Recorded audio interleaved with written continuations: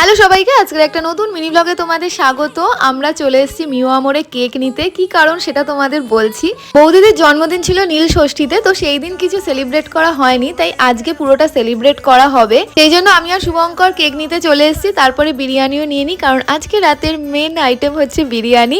এরপরে কেক কাটার সময়ও চলে আসে, আর ইতিমধ্যে কিন্তু বাইরে কালবৈশাখী শুরু হয়ে গেছে, কিন্তু সেলিব্রেশন তো বানতা হ্যায় না। তবে এইবার অত্যাধিক গরমের কারণে সাজানো সেভাবে কিছুই হয়নি, কারণ এত গরমে বাবিরও কষ্ট হবে, ওকে নিয়েই কেক কাটা হবে, এখন পাখা ফাঁকা সব বন্ধ থাকে। আগে এখন আমাদের গরমে কষ্ট হওয়ার থেকে ওর গরমে যাতে কষ্ট না হয় সেটাই আমরা দেখি। এই যে ফাইনালি এখন বৌদিদি কেক কাটছে। Happy birthday once again.